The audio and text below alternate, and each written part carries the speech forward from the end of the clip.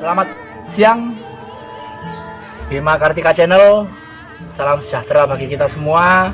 Rahayu, rahayu, rahayu. Dan kali ini kita akan melanjutkan explore peninggalan Kerajaan Kahuripan, Raja Airlangga. Dan di sini kita, di belakang kita ini ada satu prasasti yang disebut Prasasti Kamalegian. Nah, di sini nanti ini kok seperti apa prasasti ini, isinya apa, itu nanti biar kita sudah bersama narasumber kita, Bapak Gatot Hartoyo, sebagai sesepuh yang akan menjelaskan prasasti Kamalegian ini. Selamat siang Bapak Gatot. Selamat siang. Selamat siang.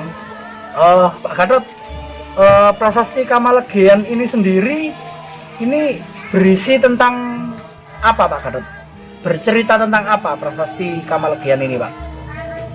Begini, di prasasti Kamalegian ada prasasti Klagen yang terletak di Dusun Klagen, Desa Tropodo, Kecamatan Biang, Kabupaten Sidoarjo ini.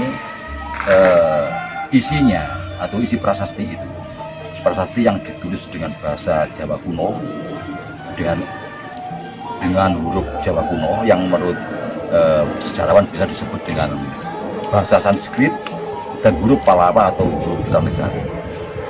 Ini isinya merupakan satu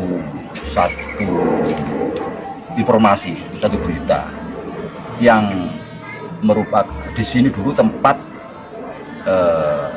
upacara peresmian selesainya suatu proyek raksasa atau proyek besar ya yang dilakukan oleh Raja Airlangga, proyek mega proyek istilahnya.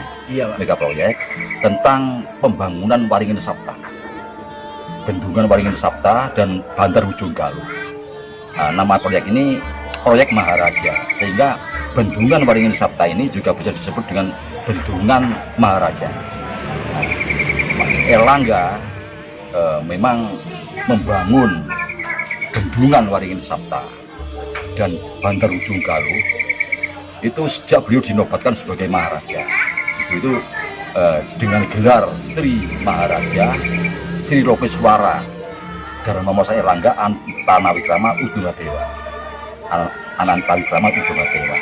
Jadi Bandar Ujung Galuh dan bendungan Waringin Sapta ini itu sampai sekarang menjadi pertanyaan dari para sejarawan, di mana sebetulnya bendungan Waringin Sapta ini atau bendungan Maharaja ini. Nah, pada kurang lebih 3 tahun yang lalu saya pernah diundang oleh ketua BPLS Lumpur Lapindo ya. Iya Pak. Bapak Profesor Dr. Agus Prasetyo itu juga berbicara tentang bendungan Waringin Sapta. Di sini saya berani menyampaikan kepada Pak Agus Prasetyo ini bahwa sebetulnya bendungan Waringin Sapta itu adalah sepanjang jalan dari Sungai Porong ke Wonokromo. Oh iya, Pak. Dari Sungai Porong ke Kalimas. Ini bendungan Waringin Sapta. Nah, kalau Mas Budak kurang yakin, coba ya, di foto tentang jalan apa langsung jalannya atau peta Sidoarjo. Bendungan itu jalan raya Kalimas Kaliporong lurus 100%. Tidak ada jalan lurus selurus itu. Kalau itu hanya semata-mata bentuk jalan, tidak selurus itu. Itu jelas bendungan yang dibangun di sini. Itu satu-satu pertanda yang kuat bahwa bendungan Waringin Sapta yang dibangun oleh Maharaja Airlangga itu adalah Kaliporong dan Kalimas. Kenapa itu dibangun? Karena pada masa itu lembah hilir di Delta Brantas itu berbentuk rawa-rawa, dan endapan lumpur dari Sungai Brantas itu baru hanya sekitar Tarik, Balung Bendo, ya Krian dan Prambon. Sedangkan ini rawa-rawa sampai ke laut. Dan ini sering banjir. Dan sungai, hanya Sungai Porong. Dari Sungai Brantas ya, yang mulai dari dari Gunung Arjuno turun ke Malang, belok ke Blitar, ya, ke barat, belok lagi ke utara, Kediri, Tulungagung Kediri, sampai Jombang, belok lagi ke timur, jadi memutari sampai ke Selat Madura. Nah, Sungai Berantas ini waktu itu kalau menurut prasasti Kamalagian ini yang diterjemahkan oleh para ahli sejarawan, terutama oleh Bapak Profesor Dr. Slamet Mulyana, itu hanya kali porong. Bayangkan ya, dialiri sumber dari 9 gunung besar yang bawa material dari gunung-gunung itu masuk ke lembah ini kita Berantas. Yang istilahnya kalau kita menyebutkan sedikit ya, jadi membawa material yang disebut oleh para ahli perikanan itu membawa lumpur pekat laut, pekat sungai. Lumpur pekat sungai itu ya. Lantas bertemu dengan lumpur pekat laut. Material pekat sungai ini dengan pekat laut yang banyak mengandung karang-karangan, ya. Jadi kerang-kerangan itu. Nah, nanti juga terkena dengan hujan. Hujannya banyak unsur hara. Terus ada pasang surut air. Nah, ini menjadi daerah estuar ini. Daerah estuar ini itu daerah yang tempat tumbuh subur tanaman mangrove. Bahkan api-api, tanjang. Iya. Itu tempatnya subur untuk tumbuhnya mangrove dari daerah estuar ini. Nah, mangrove ini tempat hunian ikan paling ideal. Justru iya. Ikan di lembah Yogyakarta Berantas Sidoarjo ini tidak terkalahkan rasanya.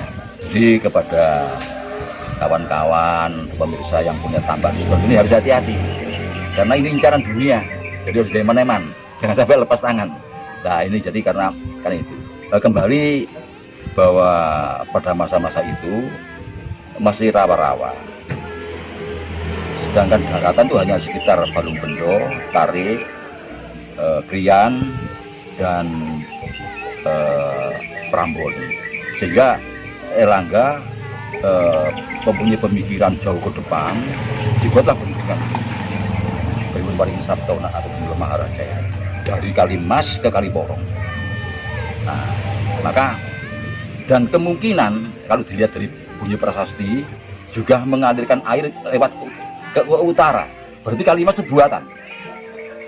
Kalimas itu buatan Erlangga, karena selama itu Sungai Berantas hanya mengalir ke Porong, dan ini menimbulkan bahaya banjir terus. Air dipecah sungai ini. Di samping ke Porong juga ke utara, lewat utara. Porong selatan ya ke timur, ini utara ke timur. Jadi Kalimas ini. Nah, terus dibuat bendungan. Coba nanti kalau kita lihat peta, lurus bendungan itu dari Kalimas ke Kaliporong, maka terbentuklah daratan dan akhirnya untuk tempat hunian yang sangat bagus. Itu namanya proyek Maharaja atau proyek Waringin Sabta.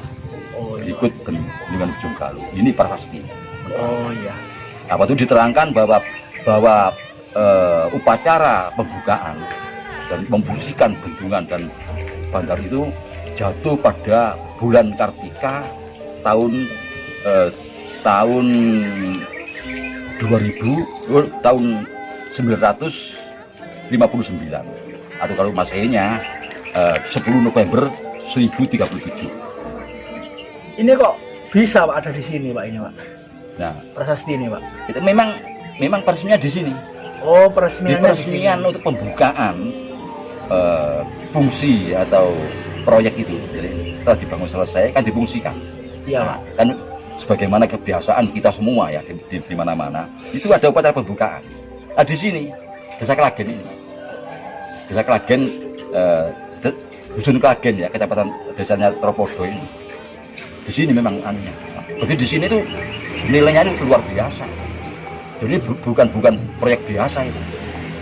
Jadi kalau kita baca, jadi Erlangga itu pada saat mendirikan kerajaan Kahuripan, menggantikan nama Medang, tidak sekedar membentuk kerajaan, tapi sudah mulai memasang bibit untuk membentuk bangsa dan negara.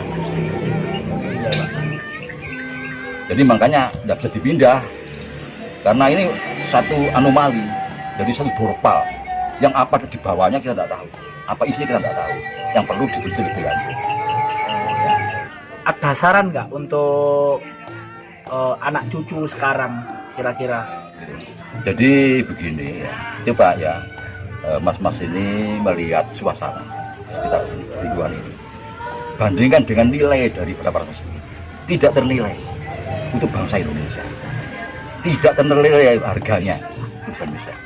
Kalau kita kehilangan ini, kita menjadi bangsa yang bodoh.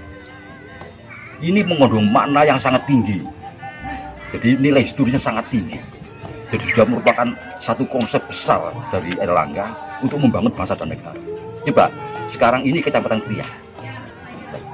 Krian, ada desa Krian di sini.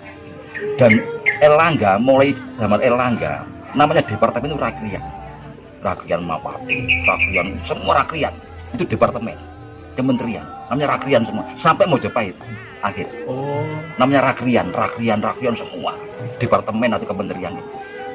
Rakrian semua. Nah, dari kata-kata Krian, akhirnya dari kata-kata Krian. Ini desa Klagen, akhirnya ini pasti Klagen kan oleh kamar Krian. iya Pak.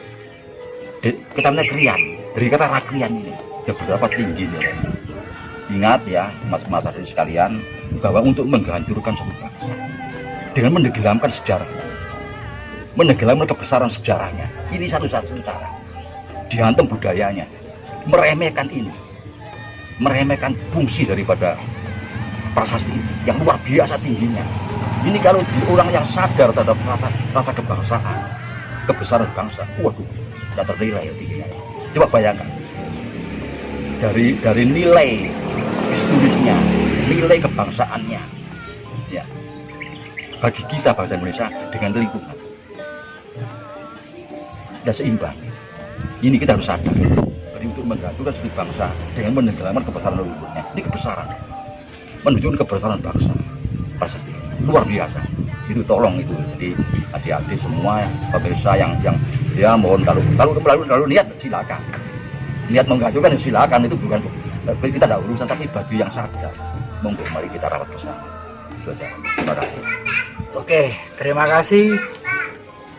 Itu tadi penjelasan yang sangat jelas dari Bapak Gatot Hartoyo. Bahwasannya prasasti atau peninggalan sejarah atau situs peninggalan leluhur itu memang sangat dan harus kita jaga sebagai generasi penerusnya. Jadi alangkah bodohnya kita kalau kita kehilangan sejarah bangsa kita. Bukan begitu Pak Gatot ya? Betul. Ya begitu.